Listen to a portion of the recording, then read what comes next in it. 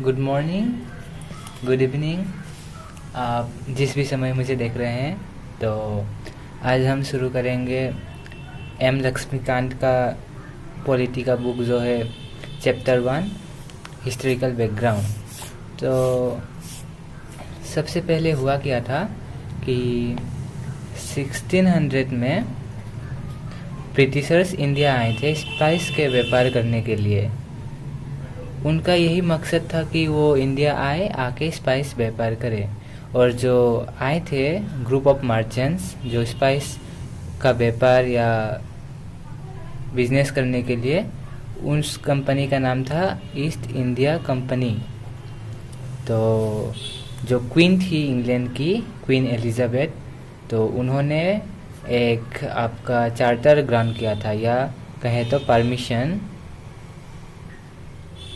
Permission grant किया था कि ईस्ट इंडिया कंपनी इंडिया में जाके व्यापार कर सकती है।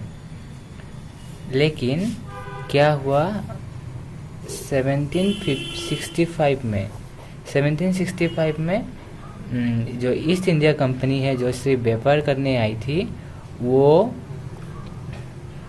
उड़ीसा, बिहार और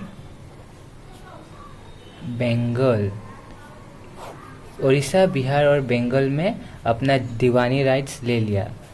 जो 1764 बक्सर की लड़ाई, उसके बाद जो 1765 में उनको क्या मिल गया, दीवानी राइट्स।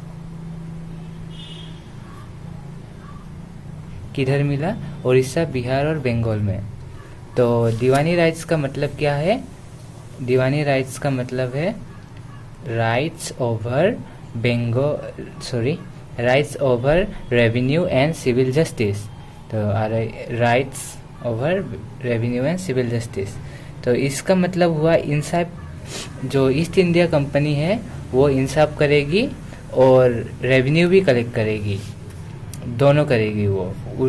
उनको वो पावर मिल गया है। तो उसके बाद क्या हुआ कि जो ईस्ट इंडिया कंपनी है उनके पास पावर आ गई।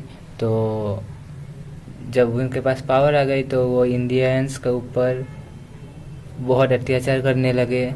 और उसके ऊपर जो उनकी रानी थी ब्रिटेन में, तो उनको भी बिना कुछ इन्फॉर्म किए जो मर्जी वो अपना क्या चलाती थी इंडिया में।